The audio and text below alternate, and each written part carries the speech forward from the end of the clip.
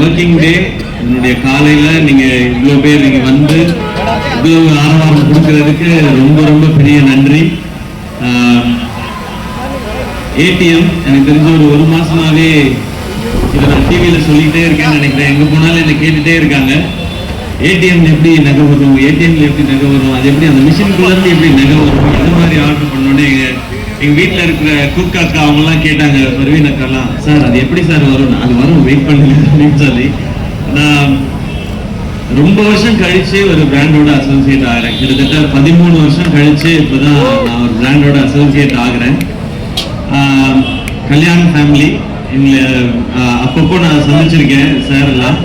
அவங்க பேசுகிற விதம் பழகிற விதம் ரொம்ப இனிமையாக இருக்கும். ஆனால் ஒரு பிராண்டாக இப்படி அசோசியேட் ஆகுன்றதை நான் இப்போ எதிர்பார்க்கல. இப்போ ஏடிஎம் அக்ஷயா தங்க மாளிகை அப்படின்னு சொல்லி இந்த கான்செப்ட் ஐடியா சொல்லும்போது சரி இதை பண்ணலான்னு தோணுச்சு. ஏன்னா அதுக்கு முதல் காரணம் கல்யாண ஃபேமிலி, அவங்களுடைய லெகசி தெரியும், அவங்க அணுகுமுறை, அவங்க பழகும் விதம் எனக்கு அவ்வளோ மனசுக்கு நிறைவாக இருந்தது. அவங்களுக்கு முதல்ல நன்றி, என்னை இதுக்கு அசோசியேட் பண்ணதுக்கு. Thank you sir. இன்னொரு ரீசன், கோல்டு தங்கம், அதுக்கு எப்பவுமே வேல்யூ இறங்குறதே இல்லை, வேல்யூ ஏறிக்கிட்டே தான் இருக்கு. ஆனால் தங்கம் வாங்குறதுன்றது நம்ம சும்மா கேஷுவலாக போய் வாங்குறது இல்லை. நான் பர்சனலாக அப்படிதான், ஒரு நல்ல நாள், ஒரு வீட்டில் ஒரு ஒய்ஃபுக்கு பர்த்டே, இல்லை குழந்தைக்கு ஏதாவது ஒரு ஃபங்க்ஷன் அப்படின்னா, இல்லை ஏதாவது ஒரு வெட்டிங், அதுக்காக நான் நல்ல நாளில் நல்ல நினைவுகளுக்காக மட்டுமே நம்ம தங்கம் வாங்குறோம். ஸோ இந்த பிராண்டோட அசோசியேட் ஆகும்பொழுது அந்த மாதிரி உங்களுடைய லைஃப்பில் இருக்க நல்ல நாட்களில் நானும் எங்கேயோ அசோசியேட் ஆக போகிறேன் அப்படின்ற ஒரு சந்தோஷமாக அதில் இருந்தது. அதனால தான் இதுக்கு ஒத்துக்கிட்டேன். இதை கொண்டு போய் இவங்க சேர்த்த விதம் அமேசிங்காக இருக்குது. என்னை பார்க்குற எல்லாருமே இப்போ இதை பற்றி தான் ஃபஸ்ட்டு, நீங்கள் நேற்று நான் ஷூட்டிங்கில் இருக்கேன் மதுரையில், நீங்கள் நாளைக்கு கடலூருக்கு போகணுமே, நீங்கள் என்ன இன்னும் மதுரையில் இருக்கீங்க அப்படின்னு சொல்லி கேட்டாங்க. இல்லை அது நாளைக்கு தான் நான் கிளம்பி போயிடுவேன்னு சொன்னேன். ஸோ இங்கே வந்துட்டேன், சந்தோஷம். மீண்டும் மறுபடியும் இவங்க எல்லாருக்கும் ரொம்ப ரொம்ப பெரிய நன்றி நீங்கள் வந்ததுக்கு. உங்களுக்கு வந்து ஜுவல்லரி அப்படின்னு வந்தா வாட் யூ லைக், கோல்டா சில்வரா, என்ன ப்ரிஃபரன்ஸ்? எனக்கு எது கிஃப்ட் பண்றாங்களோ அதான் ப்ரிஃபரன்ஸ். எனக்கு நான் கோல்டு எல்லாம் எனக்கு நான் சூஸ் பண்ணதே இல்லை, ஆர்த்தி தான் சூஸ் பண்ணுவாங்க. அவங்க என்ன வாங்கி கொடுக்குறாங்க.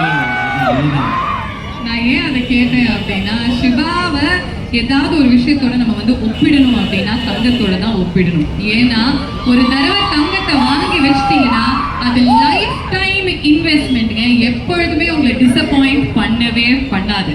அதே மாதிரி தான் சிவகார்த்திகேயன் உங்களுடைய வாழ்க்கையில உங்களை வந்து ஒரு கோல்டோட தான் நம்ம வந்து ஒப்பிடணும். பட் ஃபன் கொஸ்டின் போய் சிவா, ஆமா ஆர்த்திக்கு நீங்க ஃபர்ஸ்ட் என்ன நகை வாங்கி தந்தீங்க, எப்போ வாங்கி தந்தீங்க? ஆர்த்திக்கு ஃபர்ஸ்ட் ரிங் தான் வாங்கினேன். ஓகே, எனக்கு கல்யாணத்து டைமில் வாங்கினது தான்.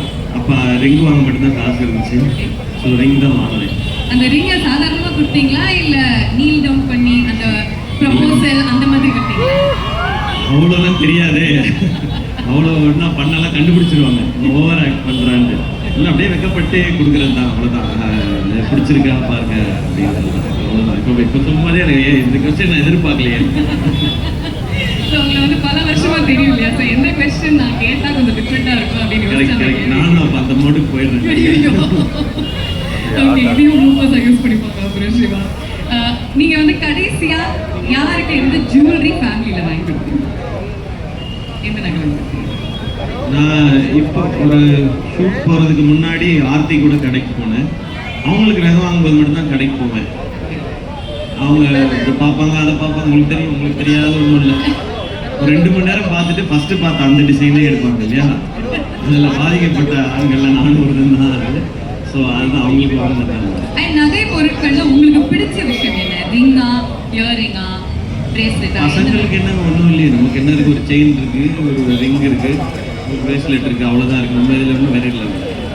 பெண்களுக்கு தான் அவ்வளோ வெரைட்டி இருக்குது கடை ஃபுல்லாக. அது அதுல பிடித்த நகை பொருள் என்ன? ஓ இது போட்டா பெண்களுக்கு ரொம்ப அழகா இருக்கும் அப்படின்னு நீங்க வந்து தனிப்பட்ட பெண்களுக்கா? ஆமா, ஆரம். ஆரம். ஓகே, வேற சொல்றேன்னா கரெக்ட்டா சொல்றீங்க. இது சோக்கர், இதுக்கு மேல அது ஹாரம். ஹாரம் தான். நான் எப்ப போனாலும் ஆர்த்தி இது பாரு இது பாருன்னு, எனக்கு இதையே எப்ப பார்த்தாலும் வாங்கி கொடுப்பீங்க. ஃபேண்டாஸ்டிக். இங்க நிறைய ஆண்கள் வந்திருக்காங்க. யூஸ்வலா ஆண்கள் வந்து நகை வாங்குறதுக்கு கொஞ்சம் சந்தோஷப்படுவாங்க, என்னப்பா நமக்கு அப்படின்னு சொல்லிட்டு. ஆனா இந்த காலத்துல அது வந்து பெரிய இன்வெஸ்ட்மெண்ட்டாகவும் மாறுது இல்லையா சிவா? ஸோ அதை பத்தி சொல்லுங்க. ஏன் கோல்டு லைக் ரொம்ப சிம்பிளாக சொல்லணும்னா ஒரு நாட்டினுடைய மதிப்பையே கோல்டோட ரிசர்வ்ஸ் வச்சு தான் முடிவு பண்ணுறாங்க. அப்போ ஒரு இண்டிவிஜுவலுக்கும் அதுதான் பெரிய வேல்யூன்னு நினைக்கிறேன். கோல்டில் இன்வெஸ்ட் பண்ணுறது அப்ரிசியேஷனும் கூட. இது மக்களுக்கும் தெரியும், என்னை விட அதிகமாக தெரியும். ஏன்னா நிறைய பேர் இங்கே அதை இன்வெஸ்ட் பண்ணிட்டு இருக்காங்க. அண்ட் அது எப்போவுமே வேல்யூ அடிஷன் நம்ம லைஃப்புக்கும் சரி. அண்ட் ஒரு நமக்கு ஒரு சாட்டிஸ்ஃபேக்ஷன் இருக்கும்ல, ஓகே நம்ம சம்பாதிச்ச காசுல ஒரு நல்ல விஷயத்த வாங்கியிருக்கோம் அப்படின்றது. ஃபேண்டாஸ்டிக்.